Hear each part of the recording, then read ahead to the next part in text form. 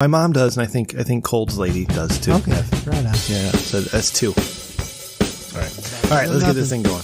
This is gold, and we're losing it all.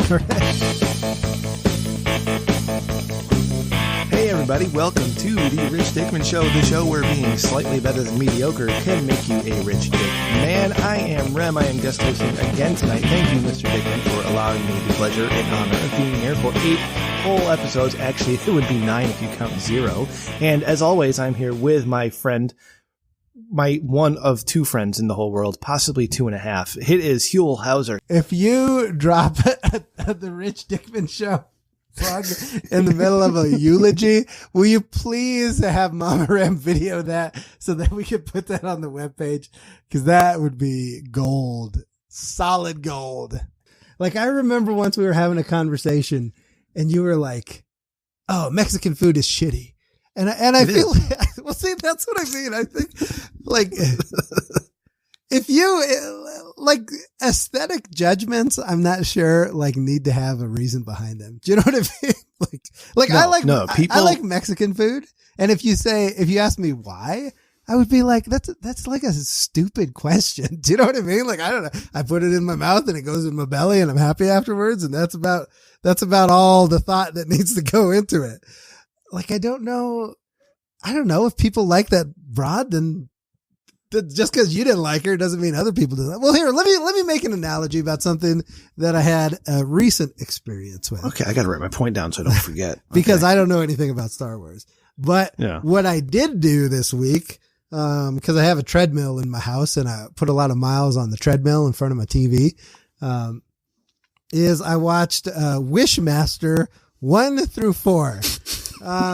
And while I may not be part of the Star Wars fandom, I would say I've definitely earned my place as a part of the Wishmaster fandom.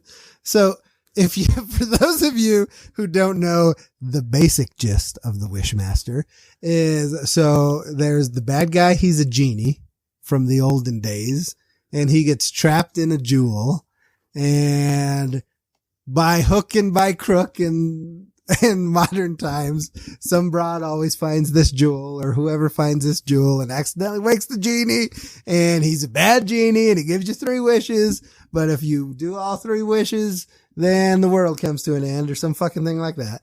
And he's got to collect some souls and he grants wishes, but they're always like monkey paw sort of wishes, and you get dicked over, you die. It always turns out bad. Nothing happens good on the wishes. And that's the basic jam of it. First 2 Wishmasters, top class. Like, they should have probably won an Oscar. They're like brilliant pieces of cinema. And the best thing about the first 2 Wishmasters is the Wishmaster guy. I don't know his name because I don't really get into anything that much. But he's like if you saw him, you'd be like, yeah, that guy's a fucking genie, man. Like, I am buying into this character.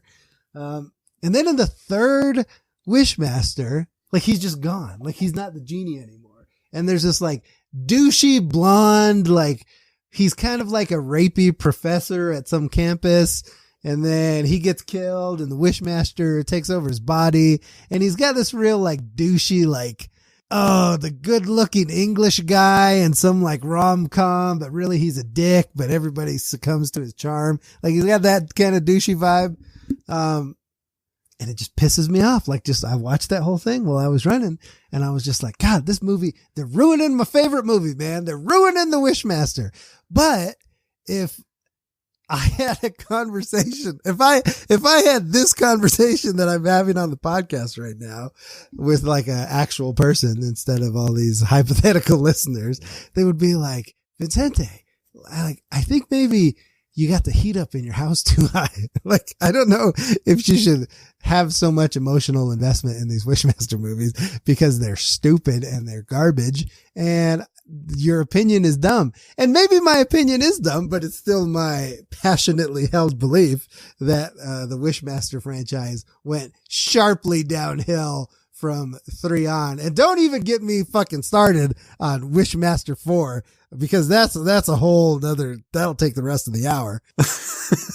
But well, I think you illustrated my point, because I don't care about the character. The character is bad, right? People should be defending the actress. I'm fine with that. if they say, hey, don't be an asshole to the actress, she didn't do anything wrong, I completely agree with that. It's the part where they have to defend the character to the point where they can't even back up what their arguments are. You can't back up like an aesthetic argument. Like if you so there's no need to go there. Me to tell you why I like Mexican food, I don't think I could articulate it in any way that was particularly. No, you couldn't because you don't like Mexican food. I couldn't because what do you mean? I like it. It doesn't make any sense, man. Let me think. What else do I like? I like, parks and recreation. But if you asked me to give you like a mathematical equation to prove why I should like parks and recreation, that's a nonsense question. So I feel like these people defending this crazy little Asian lady, whatever the hell her name is, maybe they liked her. You know, that's a possibility that they genuinely liked her. And it's okay that you don't like her, but I don't know that a conversation about it produces any nuggets of wisdom for the world. So if they liked her, they should be able to defend why they liked her. No, I don't think, because I couldn't defend why I like Mexican food. It tastes good. And stop. No, it doesn't taste good. You're just saying that to impress other people, which I firmly believe. Because I like it. I eat it all the time. And sometimes I eat it by myself in the basement in the dark. So I wouldn't say that I'm like impressing anybody when I'm eating it all by myself in the basement in the dark. And I don't necessarily tell anybody about the meal I had afterwards. I just like it. You know what I mean? I'm a man of some means, and I could go to I could go to the Olive Garden. I could go to Red Lobster. I could go to, these are restaurants. Whatever. That's what I mean. People like them. I could go to the Happy Family Chinese restaurant down the street from me. I could go get a nice meaty steak. I have no reasonable limitations on the amount of food that I could put in my body. And when I go to the taco place to get some cheek tacos, which are my favorite, I don't feel like when I'm purchasing those cheek tacos, I'm like, oh man, somebody's going to be really thinking Huell is a cool guy when I sit in my basement by myself in my underwear, watching the Wishmaster, eating my beef cheek tacos. I just like them. You know what I mean? So there was a food truck deal at the middle school here in town. And one of the trucks was a Mexican taco truck. And they had tamales. Now, I think Mexican food is garbage, except for tamales. I like tamales. And it was wrapped up in the corn husk, and it had all the tamale stuff. Then he said, you want salsa verde? And I'm like, yes, I want salsa verde. And he loaded that shit with the salsa verde, and I think there was beef tongue in it, and he didn't tell me. And it was really good. And it was very delicious. It was probably... So when you make tamales, here's how you make tamales. So this can maybe ruin you for future. So you take either a cow head or a pig head, whichever you happen to have handy. Yes. And then you put it in a big vat of water. And there's usually some onions in the water and shit like that. And then you just boil the fuck out of that head of that animal for like a day, like all day. And then after you've boiled it for all day and you're nice and drunk, then you just like scrape off all of the gristly meat and the fat and the eyeballs and whatever. You just scrape all that shit off. And then you use, your head soup as broth to make the masa. That's what the corn part is. And then you roll it up in the tamale and then you steam that fucking thing and then you eat it and it's amazing. It's very good. But here's the thing. When you say you like tamales and you don't like Mexican food, like the components of a tamale are like identical to the components of like a street taco, because the corn part of the tamale is the exact same fucking thing that they make a corn tortilla out of. It's the exact same thing. And then the meat in the tamale is the exact same fucking thing when you get a nice tongue taco, and the salsa verde is the exact same it's the exact same thing. Oh, I wonder who has Twitter, who has Boo Bear. Let me look at that.